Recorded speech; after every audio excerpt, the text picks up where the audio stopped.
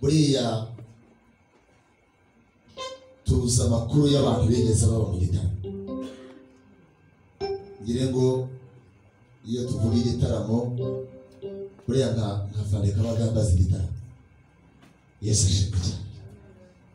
Gitaramo iyo abantu bataramaga mu buryo bufatika abantu bakanezerwa, ikintu cyavaga muri icyo gitaramo batangira kugabirana. Yesu ashimwe cyane. Umwana wabo batari gushaka nakubajika atari ko nakugabiye mwongeye iki, icyo cyabaga ari igitaramo. Ntabwo muzakurikirana ntabwo abantu bagabiranaga batari mu gitaramo cyashyushye, niba babaga banasomyeho. Yesu ashimwe cyane. Ariko bagize gute? Bataranye. Aba baririmbyi bajyaga baririmba izindi Imana igibahumugisha. Yesu ashimwe. Umuntu agahaguruka akakugabira. Nanjye hari n'igitaramo nzi iyo habaga habaye ubukwe, hari ibintu bajyaga bita ngo ni ukubyugurutsa. Ngo ni ukubyugurutsa. Abasaza bakavuga mu rukerera inka zitakamwe, Yesu arasetse kubyugurutsa arabizi. Yesu ashimwe cyane. Dore Imana tuvuye ngo haleluya. Ukumva abasaza baravuga inyana zirabira, inka zirabira bakivuga. Yesu ashimwe cyane. Ariko uyu muririmbyi araririmba aravuga ngo ndaramye ngo ariko ngo neza icyo ugira gute icyo ubwira. Yesu ashimwe cyane. Ariko mwari muzi ko Imana yacu igivuga, kandi Imana igivuga mu gitaramo nk'iki ngiki. Haleluya. Mana yanjye komeza umfasha utabire neza icyo ubwira. Aho ngaho hari akabazo. Niba utanifata umwanya wo gutarama ngo utegereze icyo Imana ikubwira, ubwirwa iki? N'iki wumva? Mutangana arashubije ngo nta mpanga zaganye. Imana tuvuga ngo haleluya. Niba mugenzi wawe ngo ndiho kubera ko nkwiye kugira umumaro, abazi ko nkwiye kubagirira umumaro. Cyose ikinyarwanda gisobanutse. Uriho kubera yuko ukwiye kugirira umumaro abazi ko badakwiriye kugirirwa umumaro. Niyo mpamvu uriho icyo gusa. Niyo wagifata wagenda uvuga ngo ndiho kubera ko nkwiye kugirira abazi yuko nakwiriye kubagirira umumaro. Ntabwo soma imirongo myinshi muri Bibiliya, ndavuga nk'imirongo nk'itatu cyangwa ine yonyine dusenge dutahe. Yesu ashimwe cyane. Ariko dusubira aho ngaho. Mana yanjye komeza umfasha utaramire neza icyo uzi, moreni seijambo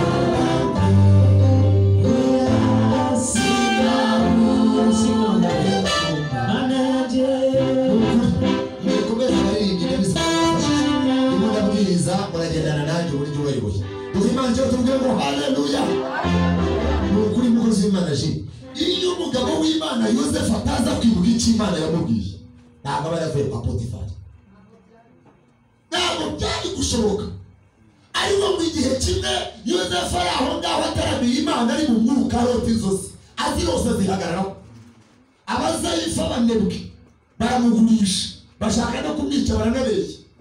Ageze na kwa Potifari aho yagiye guhakora umukozi, bamufata ku ngufu. Bamufashe ku ngufu, yibuka amakuru y'igitaramo ko yaroze. Arubwira Sherati, databuja narabibaye byose, ariko wowe ntabwo urimo. Kubw'izo mpamvu imyenda y'isigarane ndagenda nambaye ubusa Uwiteka azanyambika. Ariko sindi mubyemere. Yesu ashimwe cyane. Iyo utageze ahantu ukwiye gutarama ngo utege amatwi, urumva ibitekwiye kumva. Amanga azaganya. Umutarama gusa amanga azaganya. Ariko amanga azaganya aragatsindwa mu itorero ry'Imana. Amanga azaganya. Biragana rero kubivuga. Dore Imana icyo tuvuge ngo haleluya. Bwana sifiwe. Mana yanjye komeza umfasha utaramire neza icyo umbwira.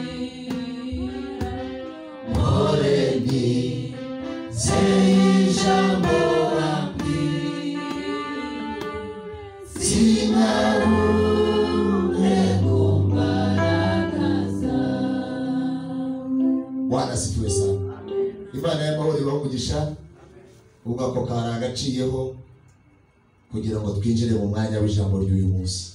Bwana asifiwe. Naza gusoma imirongo mike ninageza mvuga ubuhamya umuntu yaduhaye turi hamwe n'umushumba mu masengesho, aduha ubuhamya numva nongeye gutekereza cyane no gukizwa cyane no gukora cyane. Yesu ashimwe cyane. Ntabwo ndi buvuge byinshi. Katujye mu Bafilipi, Abafilipi ba mbere igice cya mbere turasoma umurongo waho wa 6 tujye mu gice cya 4 soma umurongo wa 15 yenda na 16 iyo mirongo mvugeho gakeya kuri iri torero aho yavuga kandi mu Bafilipi. Kadusaba umushumba dusomere ajya dusomera neza Ikinyarwanda si ukumurushya, ariko turabizi ko ajya avuga neza Ikinyarwanda. Imana igumugisha. Dusome urwandiko Pawulo yandikiye Abafilipi igice cya mbere umurongo wa 6 haravuga ngo icyo nzi neza rwose ntashidikanya, icyo nzi neza rwose ntashidikanya, nuko yatangiye umurimo mwiza muri mwe, nuko yatangiye umurimo mwiza muri mwe izawurangiza rwose, izawurangiza rwose kugeza ku munsi wa Yesu Kristo, kugeza ku munsi wa Yesu Kristo. 4:15 kuri icyo gice no cya Abafilipi naza gusomera rimwe ibyanditswe. tujye mu bice 4 15 umurongo wa 15 haravuga ngo kandi mwa Bafilipi mwe, kandi mwa Bafilipi mwe, namwe ubwanyu muzi yuko ubutumwa bwiza, namwe ubwanyu muzi yuko ubutumwa bwiza bugitangira kubwirizwa ubwo navaga i Makedoniya, ubwo navaga aho ngaho avuze nta rindi torero ryafatanije nanjye, mu byo gutanga no guhabwa, keretse mwebwe mwenyine, ndetse n'i Tesalonike mwoherejeyo ibyo kungenura, mwaherejeyo ibintu byagombaga kungenura, si rimwe risa ahubwo ni kabiri. Imana igumugisha umushumba. Ingoma za mbere 28 umurongo wa 9 dusomera rimwe ibyanditswe sobanuraho gakeya, hanyuma dusenge ko n'amasaha yageze. Turi mu kwezi kw'amashimwe, ntabwo ari ukwezi ko kubwiriza, ariko ni ngombwa tutataha tutumvise ijambo ho gatoya. Imana ibahumugisha mbere gusinda n'abashyitsi bacu. Amen. Ingoma za mbere 28:9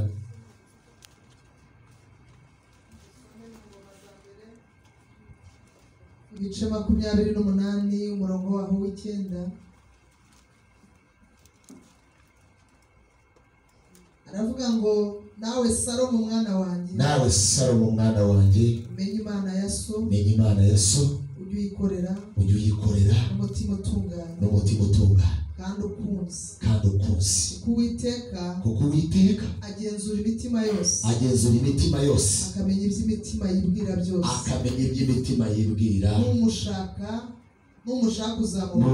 uzamubona, ariko numureka azaguca iteka ryose. Imana igumugisha mushumba, kandi Imana cyo tuvuge ngo haleluya,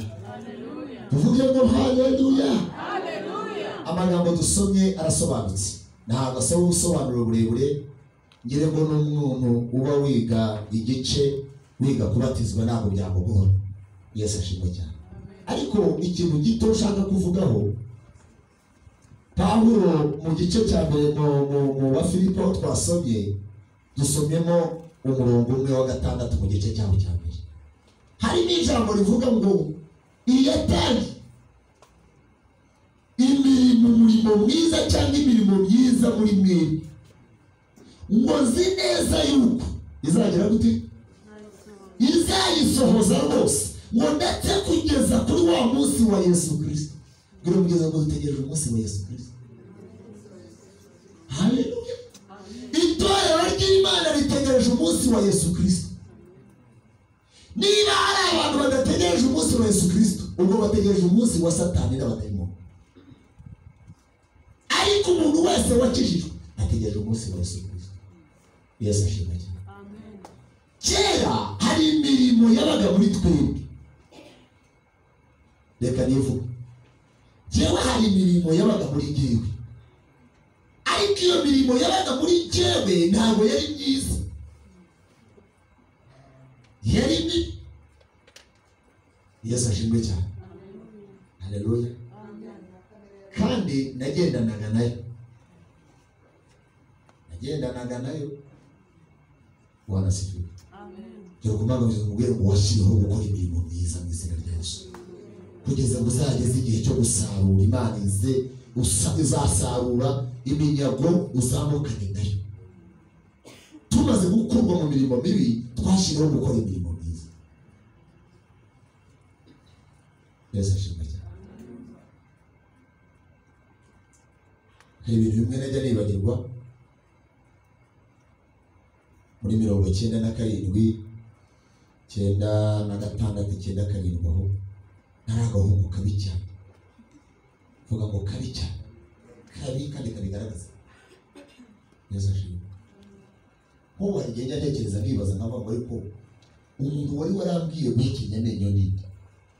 Kuno mu babyeyi barera, ababyeyi ubundi baturera mu muco, nta muntu wigisha umwana guhekenya amenyo basa.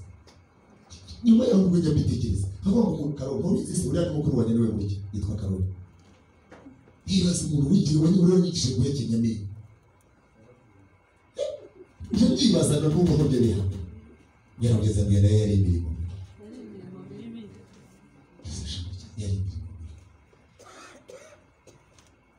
abantu bose banzi icyo gihe kuva 96, 97 kugenda kijwe 98 ubwo nakiriye Yesu. Nabwo kandi ifashwe ku ngufu nk'uko Pawulo yafashwe ajya kurenganya abantu, kandi mfatirwa mu rusengero rurimo aho narenganije ibintu bya Yesu. Bahoye ngo barasenga saa 7 z'ijoro. Gusenga saa 7 z'ijoro se ni ikibazo? None yewe ngire ngo ndasenga nkanakeje. Mugeze ngo ibyo ukorera abantu nawe bazabigukorera. Sashimwe cyane. Najije abantu gusenga kugeza saa 7, none ngiye ndasenga ngahera mu gitondo mu gace. Nimudisho. Bwana sifiwe sana. Amina. Kwa imani cyubahiro. Tuvuge ngo haleluya. Haleluya. Muri iyo myaka 2, 96, 97 nari mfite ibintu bibiri byandangaga kandi by'ingenzi. Icyambere kwari kumwitabira ryinshi ritagira urugero. Ubwo iyo mvuga ritagira urugero, byibuze no gufata mu dupaki tubiri tugira isigara ry'ipaki singibuka kandi itabi ry'isigara bari yageragamo ubunuza bungahe ubuhamya n'ubwanjye nabi. Yesu ashimwe. Ni 12, 20 ha byibuze kuva mu gitondo kugeza mu masaha y'umugoroba twabaga dushize. Ntabwo nabaga itabi ryo kuruhuka, mu kudomeka bwabaga 3 nkaba numva ndahaze neza. Ubwo mu 3 zikurikirana udomeka rimwe rishira, udomeka irya kabiri kageze ngo yari imirimo. Yesu ashimwe. Ikindi cya kabiri nari narakambije agahanga hano kandi ngahekenya amenyo. Umuntu wese wagitegerezaga yarebaga mu misaya yanjye hano ukabona haragira gutya. Dore abahungu banjye kuntu bandeba bagitegereje cyane, niba utamenya bakandeba. Shema we yegamye gutya arareba neza aritegereza, muri arimo arandebera mu cyongereza cyinshi cyo muri Hebrew. Bwana sifiwe sana. Imana cyo tuvuge ngo haleluya. Ndimo ndavuga icyanditswe Pawulo yabwiye abafite. Nicyo ndimo. Yesu ashimwe. Nyamara ndimo mvuga nawe hari ibyawe uzi. Sinkubwiye ngo ubivuge, ariko umutima wawe nawe ubyibuke. Nurangiza turaha muri iri terero ry'akanya gato witekereze. Ugutariko maze gukurwaho imirimo mibi yabaga muri jye. Imyiza yinjiye muri jye ikoresha. Kuko turabona ishimwe. Hano murongo gice cya 4:15 Pawulo yashimye kuko baramwakira ngo nta n'undi muntu wundi wigeze umwakira muri icyo gihe. Ahangaha muri 4:15 yashimye igihe yari maza, nta bandi bigeze bemera kumwakira. Ni nayo mpamvu kuri 6:1 yavuze ngo hari yatangiye imirimo myiza n'ababonyemo munyakira. Yesu ashimwe cyane. Samugira gutya ikikuboko kwa gira gutya aho ya utagemereza ko gusiga ubwemere ndikiyongozi biramuye Yesu ashimwe cyane vuga ngo nkugusa imirimo yose itari y'ubuma muri cyo n'izina rya Yesu uyiruka Yesu ashimwe cyane Mumaraki yavuze ijambo aravuga ngo twapfanye na Kristo ngo kandi twazukanye nawe ngo twicaranye na Kristo ngo mu gihugu cyo mu ijuru ngo mu buryo bw'umwuka Yohana 4:24 haravuga ngo igihe kiraje ngo kandi kirasohoye ngo yuko abasenga data ngo bakwiye kumusengera ngo mukuri ngo nahehe ngo mu mwuka Yesu ashimwe cyane Iryo ni ikiganiro Yesu yagiranye n'umusomaliya nivuga butumwa ajya mubwiriza bagasifurisa reka rero nse nk'umuntu uza kuza kugira ngo ntaza gufata wa mwanya munini kandi numva nifuza kuwutwara ibyo bintu bibiri byadangaga byari ibyo ngibyo nyine wari ukumitabi wari uguhekenya wari ukuraka jewe najyaga mpagara ngo twahura gutya nk'iki tutavuganye n'ubutiye byose ari kuri muntu azi kumere nabi tu umuntu aramerera nabi kuko uratekereza duhuye tutavuganye ukambona mu mihogo mu misaya hagira gutya hayekenya hanyuma kandi ukabona mu gahanga harakambije noneho kandi mfite n'izindi nshingano zindi nazo zinyemerera kuba nta umuntu utera ubwoba kuko izo nshingano aba afite nyine n'icyo gihe n'abantu batimaga yavuga ibintu byaroroshye afande twicara ariko icyo gihe byari bikomeye afande ubu afande turatura ariko icyo gihe waba muri karwe neza ariko muri ibi byari sinzibagirwa igihe nakizwaga ubwo Yesu yinjiraga muri njye